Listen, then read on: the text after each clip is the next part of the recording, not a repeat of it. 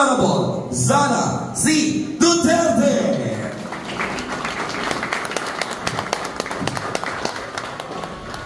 Thank you. Maaari po kayo maupo.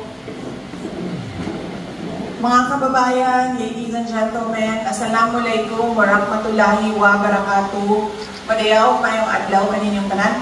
Magandang araw sa inyong lahat. Morning po. Una po ang aking pagpapasalamat kay Sir John de la Cruz at sa inyo pong lahat sa oras ninyo ngayong araw na ito na ibinigay para sa akin. Actually, ang request ko ay small group lang pero masaya ako at nagulat ako nung nalaman ko na madami ang pupunta para sa short gathering natin. Ang gusto ko lang naman ay mangamusta sa inyo at magpasalamat unang-una sa inyong boto, sa inyong suporta, sa inyong kampanya para sa akin noong nakaraang 2022 elections. Maraming salamat sa inyo. Pangalawa po ay ang pagpapasalamat ko sa suporta ninyo noon nung ako ay Department of Education Secretary at sa inyong patuloy na suporta sa opisina ng Pangalawang Pangulo ng Pilipinas. Maraming salamat sa inyo. At syempre, ang pangatlong pagpapasalamat ko at huling pagpapasalamat yun ay galing sa aming pamilya, ang pamilya Duterte. Napakalaki ng utang na loob namin sa inyo, mga kababayan namin, sa pagkakataon na ibinigay ninyo sa amin na makapaglingkod para sa ating bayan. Maraming salamat po sa inyo. Noong kami po ay nangangampanya noong 2022, gano'n po kami, nagbaylan po kami mula Davao City, paakyat ng Ilocos, tapos paikot, pababa, balik ng Davao City. Dumaan po kami dito sa area ng Bicol at pagkatapos ko pong nanalo bilang Vice President at tao po bilang Vice President, isang beses lang po ako nakabalik doon sa Naga para po doon sa problema namin sa mga teachers na naging biktima ng krimen doon sa Naga. Mabilis lang yung biyahe namin noon. Pinuntahan lang namin yung mga teachers at kinausap namin sila. At tinulungan namin sila kung paano gagawin yung kaso nila kontra doon sa suspect na tinuturo nila. Tapos, masaya ako dahil nung nakaraang linggo, nakatanggap ako ng invitation. Sabi nung kaibigan ko na tiga-Naga, kung libre daw ako, ay iniimbitahan nila ako na ma-witness yung 100 years na centennial mass, ay 100 years na mass ng centennial coronation ni Ina. So, nandoon kami nung Friday para umattend ng misa at binisita din namin yung mga kaibigan namin doon sa Naga. Kaibigan namin simula noong 2015, 2016, 2019 at syempre yung mga kaibigan na noong 2022 na tumulong sa aming kandidatura. Eh pagkatapos noon, sabi ko, puntahan natin yung island barangays ng Vinsons para tingnan yung makausap yung mga tao. Kami kasi sa Davao City, wala kaming island barangays. Pero napansin ko, maraming probinsya ang maraming mga island barangays. So, pumunta kami doon sa Calaguas. Nakausap namin yung dalawang kapitana nila. Doon sa kanila, tatlong babaeng kapitan, tatlong barangay. Yung isa wala doon. So, nakausap namin yung barangay council ng dalawang barangay nila. at nakapagsabi sila kung ano yung mga pangangailangan nila doon at ano yung mga nakukuha nila galing sa national government. Tapos ngayong araw naman na ito, nag-schedule kami para dito sa Daet, para sa inyo, at sa Legazpi, sa Albay, para sa mga kaibigan din namin doon sa Legazpi, sa Albay. Kung hindi nyo pa po alam, meron pong Office of the Vice President Satellite Office nandoon po sa Legazpi. Yun pong opisina namin doon, sila po yung nagbababa ng medical assistance, burial assistance, livelihood projects, entrepreneurship projects namin, at iba pang mga proyekto ng Office of the Vice President. Maliit lang kami na opisina, maliit lang din yung scope ng budget namin, pero sinusubukan namin talaga na ibigay siya doon sa mga underserved na municipalities sa Bicol region. Masaya ako na, alam nyo, hindi ko kayo binobola.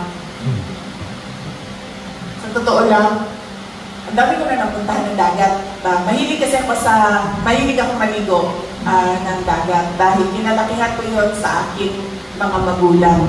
Noon kasi, di ba, wala pang internet, wala pang cable, television, ano lang natin is yung maliit na TV na sobrang laki pa sa likod. Tapos, scheduled lang yung mga shows na pinapalabas.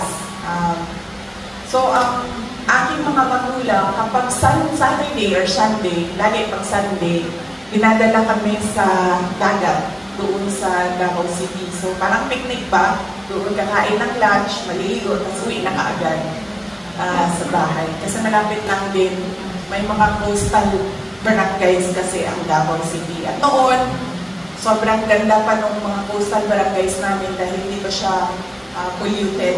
Yung sobrang linaw pa. Nalala ko pa, mabato siya, hindi siya ganito kaganda na buhangin siya. Doon sa amin mabato, pero malinaw yung tubig.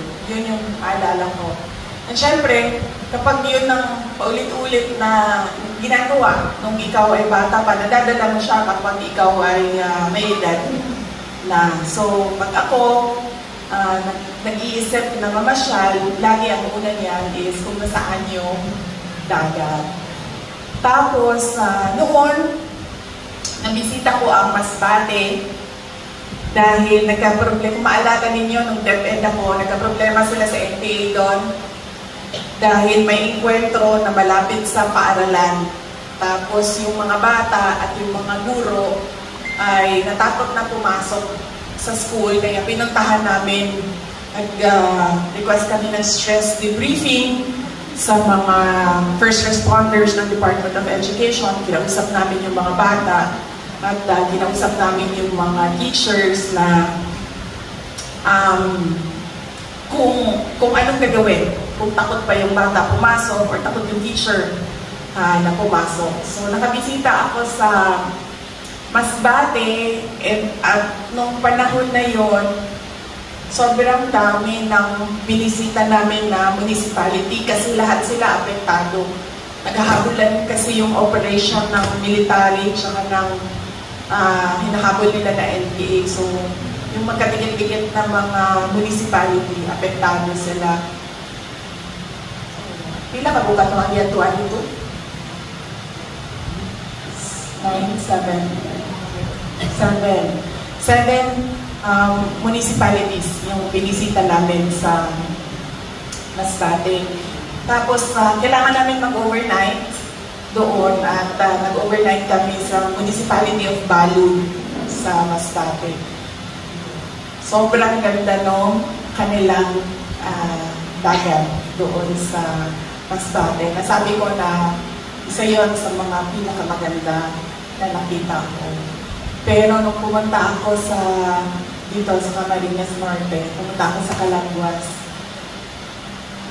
walang makakatalo sa Camarines Norte na ganda ng islands ninyo. Sobra. Akala ko nga, di ba lagi na sinasabi ng mga tao na sa Palawan, syempre Boracay na talaga yun eh. World known na siya. Pero pag magtatanong ka sa mga tao na nakaikot ng Pilipinas, sasabihin nila maganda sa Palawan. Maganda ang dagat sa Palawan. Nakapunta akong Palawan sa Coron, pero masasabi ko talaga na yung mga dagat dito sa Bicol region, sila yung mga nasa taas, top of the list. At nasabi ko talaga na walang mga katalo, kasi nakapunta na rin ako ng Phuket, Thailand. Walang makatalo talaga sa ganda ng mga isla ng Pilipinas. Meron ako nakita na sa tingin ko lalaban dito sa Bicol region, pero hindi kasi ako nakapunta doon sa island. Nakikita ko lang siya sa airplane. Kapag mababa na yung lipad ng airplane, nakikita ko yung mga islands nila, pero hindi ko pa yun napuntahan ang Sulu. Ang mga islands doon sa tabi ng Hulong. Sobrang ganda ng kanilang lugar.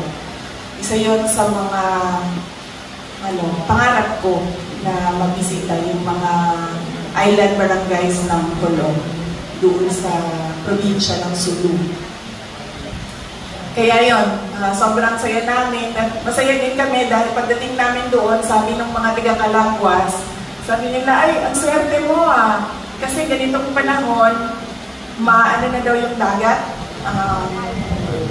Maalon na daw yung dagat. Sabi niya, bihira na ang tumatawid dito pag ganitong panahon kasi malaki na yung mga alon.